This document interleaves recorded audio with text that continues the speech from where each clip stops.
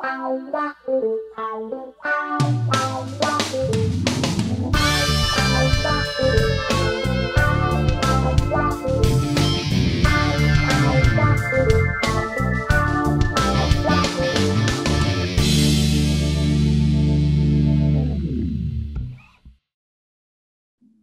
everybody, to kind of a special edition, a quick hit of Living on Music. And I couldn't be happier to have my buddy here, Scott Kurt, with me, celebrating what is, Scott, 2 years ago. Actually, it was the 13th of April, 2020. Yeah. So about 2 years ago to now, when we did that show, man. And there's been a lot has gone on between now and then. Challenging and positive. We had a show about a few months ago. We had done another visit. How are you doing right now? Hanging in there, man. I'm fighting this cough thing. But other than that, I was hoping to play some for you, but right. I can't really. The throat is not agreeing with me. So right. You'll just have to hear me ramble on. So that's fine. And what we'll be doing is posting some stuff around this of you. You told me, and I think I had read about it, maybe, that you have something new coming out. What is that all about? Yeah, this Friday, actually, the April 22nd, got a brand new song coming out. It's been a long time coming for this one because I wrote it before the pandemic and all that, and then, recorded it and everything, but I just had to wait for the right time to release it. So I'm really excited about that. The song is called She. It's a one-word title, and wrote it down with my buddy Daniel, and he wrote it down in Nashville. And we were at, like a lot of songs, it just came from a conversation. We got together to write, but we were just sort of, talking back and forth. And he was saying how he's seen me playing around a lot. And I said, yeah, man. He's like, yeah, I'm really busy too. So we were talking about how lucky we were to be doing this, to be playing music, but the conversation took another turn where it's awesome, but it's a lot of travel, right? You know what I mean? And I think people don't really see that. They see when you play a show and someone buys a ticket to a show, they go there, they get some drinks and some food. You walk out on stage, you play for either an hour or sometimes, longer. Right. And then you say goodnight, and then they go home and they think, oh man, that's got to be so great. But what they don't see is loading up all the equipment at like 2:00 in the afternoon, right. Driving to wherever you need to drive through, in this area, DC traffic, sure. Getting there, loading in all the heavy equipment, doing a sound check, getting all that right, going back to the green room or the hotel room or whatever, and then just kind of waiting, eating sometimes not the best food. Then you get to play the music. Right. That's the fun part. That's not what you get paid for. Right. You know what I mean? In my opinion. And then the show's over. Then you have to pack up all that heavy gear. Then you have to go, sleep in sometimes not like the best hotel or whatever, or just drive several hours back to where it's home or whatever. Sure. And on top of that, he had just had a son and had another one on the way, and he's missing them. And I'm talking about missing my wife, because that's the tough part about any job, whether you're a truck driver or whatever, being on the road is the tough part about it. Yeah. So this song kind of came from there. He was thinking about his family. I was thinking about my wife. And the song was really born from that, and then took wings, and just really excited to get it out there after being written a couple years ago. So I'm psyched, man. Yeah, that's really cool. And, also you have been playing some neat places, including behind me. Yeah, Nash Bar. The Nash Bar in Boston. Now, how did that come to be, and what was that like going up to Beantown to do a gig? It was great, man. This guy, his name's Joe Barrick, who does some booking down in Nashville, and he has some contacts really all around the country for different venues. And he said, I got this place up in Boston. It just opened in January, and they're doing like the whole thing is Nashville country music themed. And if you ever been in Nashville, if you go down on the main strip, which is called Broadway, they have music starting at 11 a.m. Totally. For 4 hours. Then a different act comes on from 2 to 6. Yeah. And then from 6 to 10, and then 10 to 2 a.m. Every 5 feet. It's just incredible. Yeah.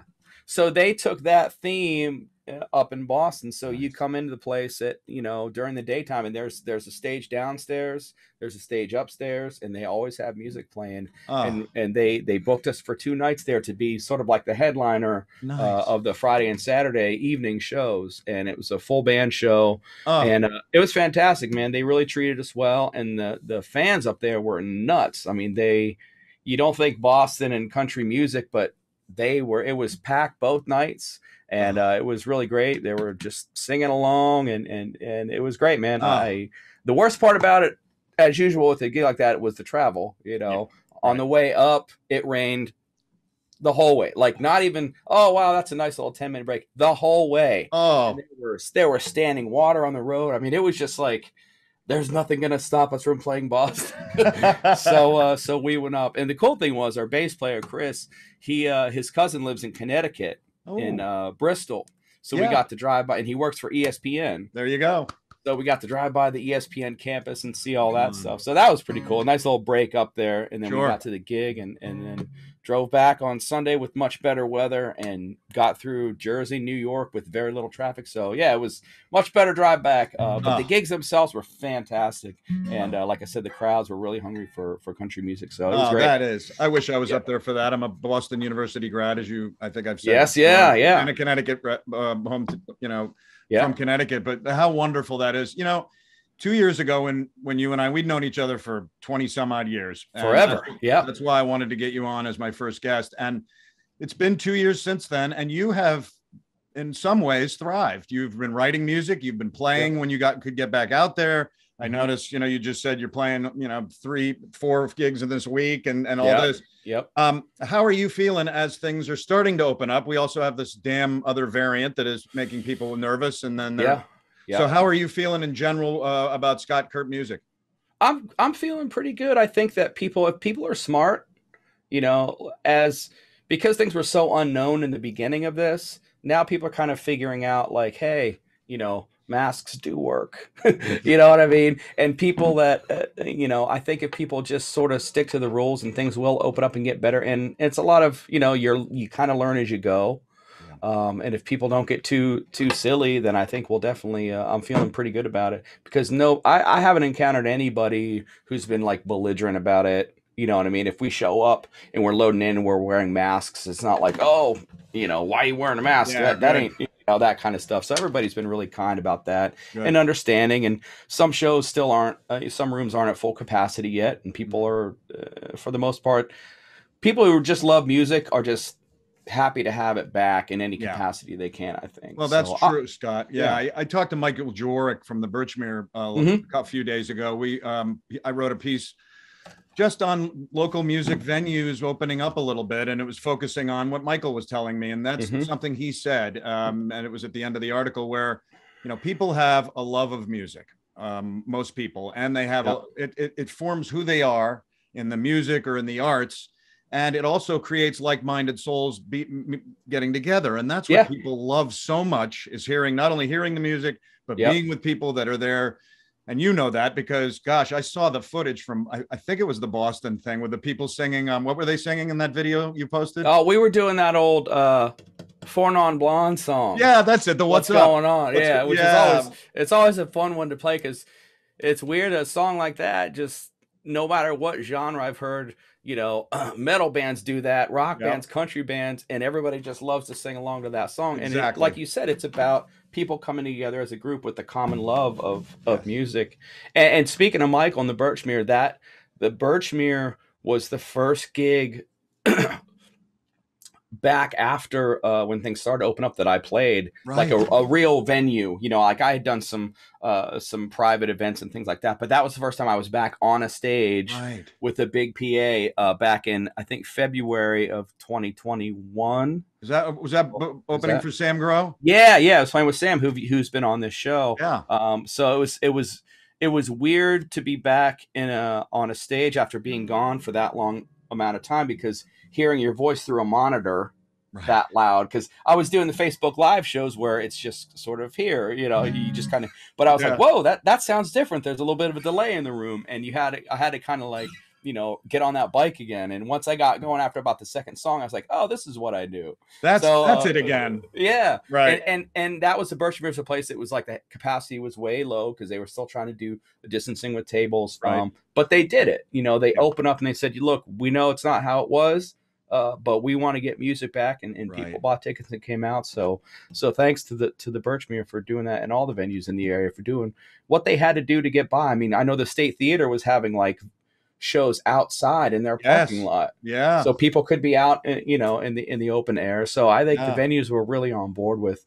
Yep. And I think those shows were free too at the State Theater. Like they were just they just want people to come and enjoy music. Yeah. So I think as a community, everyone, artists, venues, fans of music, everybody just kind of said, how can we get this back in some capacity, and then we'll go from there. Exactly. Which I thought was really cool. Michael made a comment too, Scott.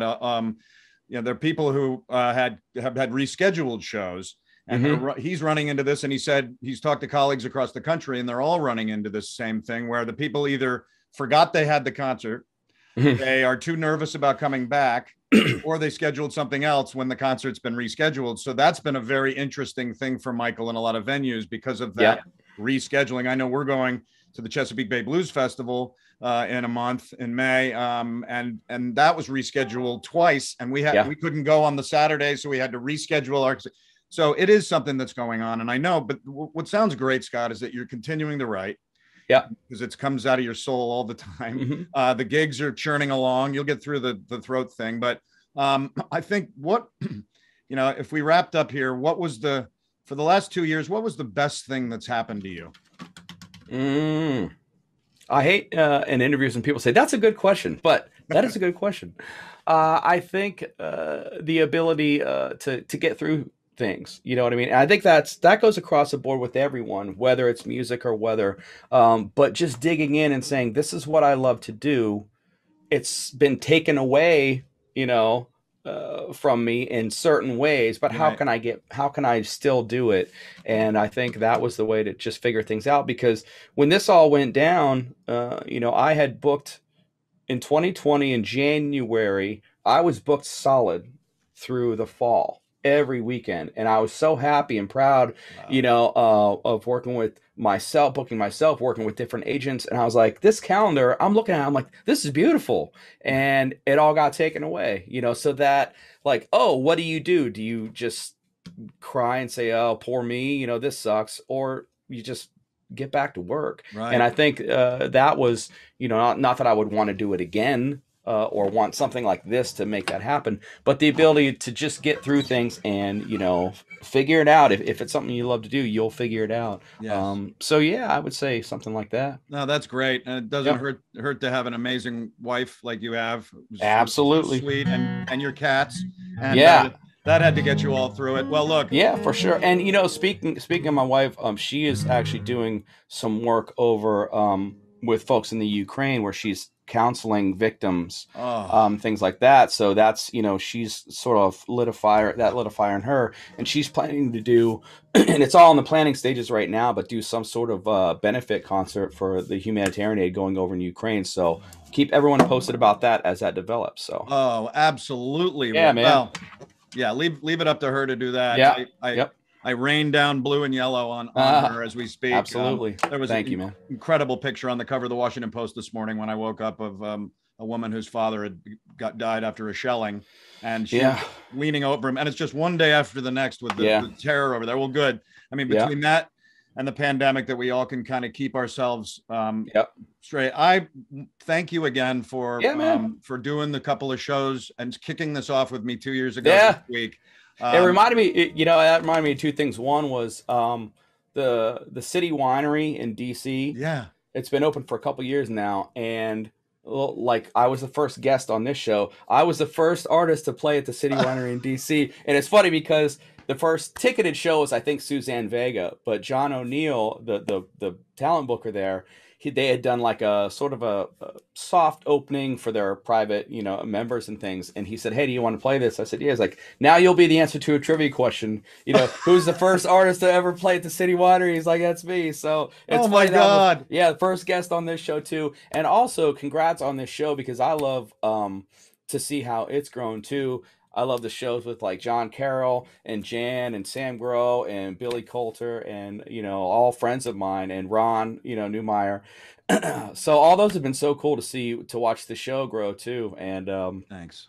I'm looking forward to see what else you got coming up. Yeah, it's been it's Scott. It's been just an incredible run. As you Yeah. know, we met in 1995, both working at Fox 5. Yep. And so it's been a long career of television, and I've had some great moments. And this is top of the list to be able to have blended music and television. Yeah, man. And grow people a little bit and make them feel better. And then, you know, I had Steve Forbert on last month, which was just astonishing. And Tom Rosh was on for his second time. And I think I'm looking at getting Don McLean, which could be a fun one. But the thing is, I'm trying to, again, also keep it with the amazing DC region community, which you are such a vital part of. Thank you, you know, just continuing to have people like that. I'm doing a live interview with Holly Montgomery, who's launching a record at Jam and Java in a couple of weeks. We're going to do a live interview and stuff like that. I wanted to bestow upon you the Living on Music Mason jar for being my first guest ever. I love it. I will be sending you this via mail. But I hope you enjoy it and have some delicious beverages out of it. But this is a thank you for being a friend and also a musical force, and also being a supporter of Living on Music. And I'm going to keep supporting you. And I wish you and your lovely wife and cats and family and stuff the very, very best.